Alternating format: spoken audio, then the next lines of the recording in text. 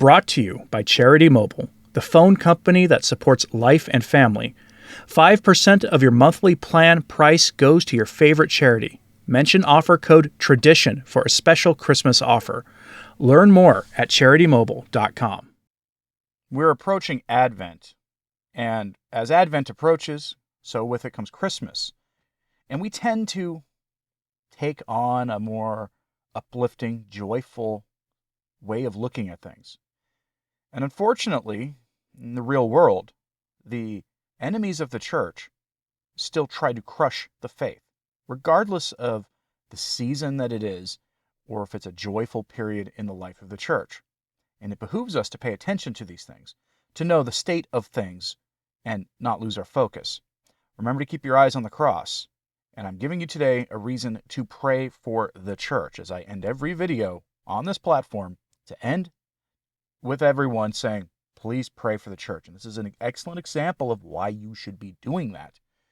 We are well aware that the secular authorities in most places, here in some jurisdictions in the United States, for example, but in other places, come after the seal of confession. Most of the time they're not successful. After all, the Code of Canon Law stipulates rather bluntly that any priest who violates the seal of confession knowingly incurs automatic excommunication. So the church fights this everywhere, and for the most part has been successful. But those attacks against the seal of confession ramp up, and they ramp up continuously. The enemies of the church do not care that what is said in the confessional is between you, the confessor, who is acting in persona Christi, and God, and no one else. They don't care, because for some, the state is God. They believe they have every right to be in that confessional too. And this is, of course, gets kind of dicey, because they always use Ted McCarrick and men like him as the reason to intervene in the confessional. After all, who could be against doing things to prevent men like Ted McCarrick doing their evil deeds again in the future? And they believe the confessional is a place where this is abused. And it frankly, unfortunately, Marco Rupnik and men like him who expressly used the confessional to do their evil deeds as part of how they brought harm to people, to souls, and to the church, make the case for them. That's not to say they're right, but they provide ample examples. We go today to the latest story in this unfortunate ongoing problem. This headline from Info Católica: Costa Rican Episcopal Conference opposes proposal that undermines sacramental secrecy. In a statement issued on October 30th, the CCOR, that's the Episcopal Conference of the Catholic Bishops of Costa Rica, called the initiative a direct attack on the doctrine and liturgy of the Catholic Church. The bishops argue that the sacramental seal, considered inviolable, is essential for the practice of confession and the protection of the faith of Catholics. And they're right. It is. Some parishes go so far as to ban their priests and the laity from bringing cellular phones into the confessional, because sometimes those things are always recording. How many times in life have you accidentally been talking around your phone, and then all of a sudden the voice-activated search function on your phone just starts doing things? It happens. And so, in many places, the phones are banned in the confessional. And here we have the much more overt, not accidental kind of eavesdropping, this being attempted by the state, and thereby the typical ideological enemies of the church, the secular left, who, whatever their reason is, come after the church. And they do it consistently, and this is Costa Rica, right in the heart of liberation theology country. Liberation theology drove a lot of people in South and Central America out of the Catholic Church and into the arms of Karl Marx. It just did. That was the ultimate effect of those priests adopting the ideology of Karl Marx and following and trying to marry that to Catholicism. All they ended up doing was driving people into Karl Marx and away from the gospel. Rather predictable. And now this is what happens. People who have valid baptisms, who left the faith, come after the church as her adversaries. Here are the details of the story from the article, quote, The Episcopal Conference of Costa Rica has expressed its opposition to a legislative proposal that seeks to force priests to reveal information that a penitent confides in cases of crimes of the flesh committed against people far too young for that sort of thing, and people with disabilities. This project was presented by Congressman Antonio Ortega Gutierrez, leader of the Frente Amplio faction, a party that calls itself on the left, progressive, and of the women's ideology, among other principles, and is a member of the Permanent Special Commission on Human Rights of the Legislative Assembly. The legislative proposal contemplates the modification of Article 106 of the Criminal Procedure Code of Costa Rica, with the objective that any person in a clerical or power position who has, quote, facilitated with preparation, attempt, consummation, or, here's key, concealment of the illicit act, be financially responsible to the victim. An amendment to Article 206 is also proposed.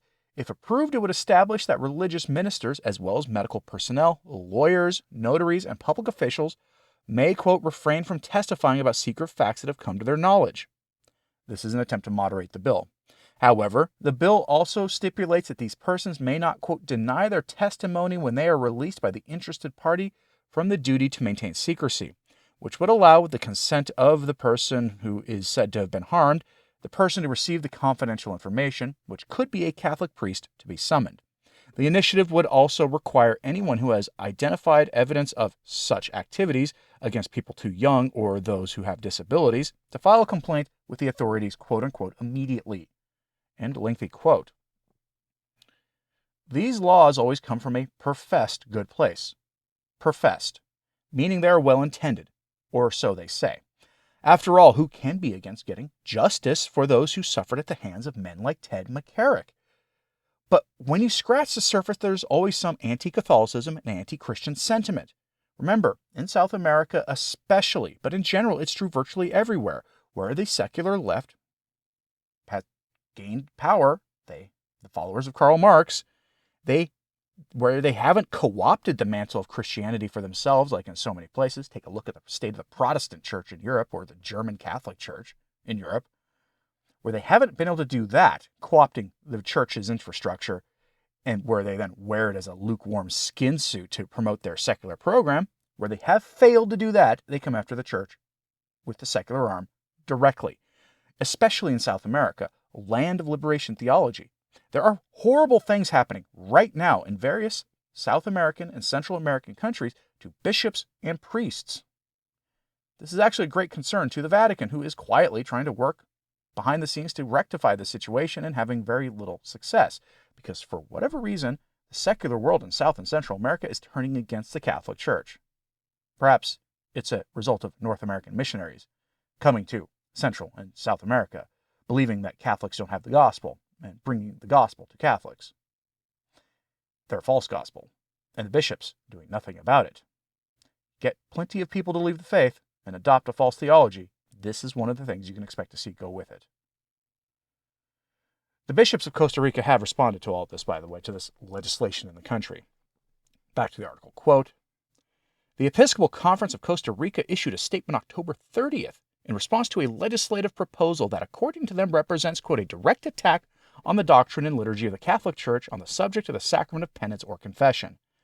The statement recalls that Canon 983 of the Code of Canon Law establishes that the, quote, sacramental seal is inviolable and prohibits the confessor from revealing the identity of the penitent in any way. Furthermore, Canon 1386 establishes that any priest who infringes this secret faces automatic excommunication reserved to the Apostolic See. The bishops have pointed out that this law would force priests to, quote, reveal information confided by a penitent, whether victim, perp, or witness of an event of this nature, which affects even cases in which the only source of information is the sacrament of confession. The Episcopal Conference has described this initiative as, quote, an attempt by some legislators to interfere in the doctrine and liturgy of the Church, while calling on Catholics to defend their faith and respect for religious freedom in Costa Rica. In addition, they invite them to invoke the Holy Spirit to enlighten our legislators and rulers so that they fulfill their duty to always seek the common good. The Episcopal Conference of Costa Rica, represented by Father Mauricio Granados and Father Ricardo Cerdas, met on October 31st with members of the Permanent Special Commission on Human Rights of the Legislative Assembly to express its position regarding the legislative proposal on the sacramental seal. After this meeting, Deputy Antonio Ortega Gutierrez requested a rectification from the Episcopal Conference, alleging that, quote, we categorically reject the manipulation, misinformation, and lack of commitment of the bishops in the fight against McCarrick and Rupnick kinds of deeds. In response, the Bishop's Communications Office issued a document on November 1st to clarify points that, according to them, have been misrepresented in the public debate. End quote. So, that is how the secular authorities responded. The church tried to dialogue and accompany the secular authorities on this. Very synodal of them to attempt that. And what was the response? They got backlash from them. How dare you? Trying to hide all this stuff again. The church needs to stand firmly on this and use any legal mechanism they can, which, unfortunately, is sometimes all we have, in the defense of the rights of the church to operate in the world. That is what the church actually meant before Vatican II when it spoke of religious freedom. It meant the freedom of the true religion to operate in the world, to spread the gospel, and to bring souls to Christ. Didn't mean endorsing false ideas and letting them promote false gospels. That's not where we are now. And as a consequence of this kind of lukewarm approach to this, as well as to, for whatever reason, Catholics' unwillingness to spread the gospel anymore, this is where we are. A Catholic country, after all, if I say Costa Rica and Catholicism, you tend to think Costa Rica is going to be a bastion of Catholicism, even if it's kind of wishy-washy in some places. At least most people are Catholic. Well, their state is turned against the church. Color me surprised. Let me know what you think of this in the comments, please. Please pray for the bishops of Costa Rica that they will resist this and they will get a victory against the legislature there. But what do you think about this? Let me know in the comments, please. Hit like and subscribe if you haven't. It certainly helps. So does sharing this on social media. That helps too. And, as always, pray for the church. I'm Anthony Stine. Ave Maria.